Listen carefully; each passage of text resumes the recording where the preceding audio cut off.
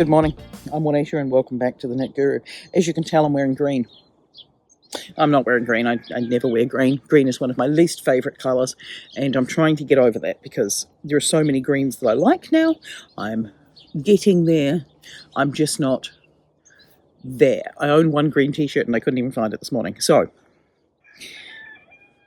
this is my tutorial for my lucky turtle. It's got a 4-leaf clover on his back. He's got this little ruffle around his edge. He's a very cute boy. It's a very quick, very easy turtle make. Lots of people have turtles. This is no-sew, and what I like about this one being no-sew is that these bits aren't coming off anytime soon, so they're fine to be played with. Does he look better in different colours? Yes.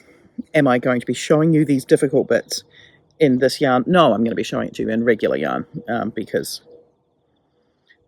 while I love plush yarn,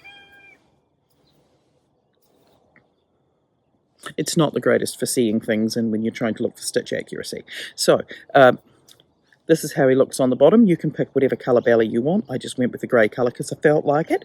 What we're going to see in the tutorial is the 4-leaf clover part of the shell and the ruffle part of the shell, as well as the rough shaping of everything in between. There's nothing particularly challenging in it. There are some back loop onlys, and there are some stitching into those back loops going on. That's probably the most challenging part. You do make the head and the flippers first, and then just sit them to the side so that then when we start up here in the center, and we work down. Then we're going to pick up all of our pieces in around there, and then we're going to close it up. I recommend closing it up after you do this frill. I think doing the frill before closing it up is actually the easiest thing to do, but we'll get to that. This one here is made with Hobie Honey Bunny in emerald and grey, I think, and a 6mm hook. And the one that you're going to see me demonstrating is just a DK weight yarn and a 3.5mm hook, and hopefully you might see at the end of this video one that's with a skinny chenille and a 3mm hook, but don't hold your breath because I can't remember when I need to get this edited by, but I am making one of those. You're just going to need 2 safety eyes, or you can embroider those on if it's for a small child.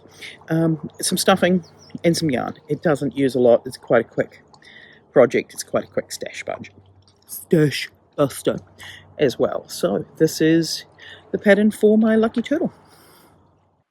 Right, so we're starting off with 8 single crochet into the middle of our magic loop, and we're closing it up. 8 single crochet does feel like a lot.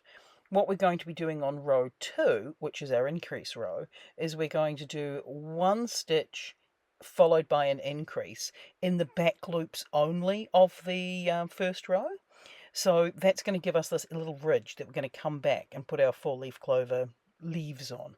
The next row is just a regular 1 increase, 1 single crochet all the way around. This now brings us back to a regular number of stitches as you would if you'd started with 6. We're just going to keep going around. Then it's 2 single crochets followed by an increase, 3 single crochets followed by an increase, and we keep going to do this until we've got 30 stitches in our round.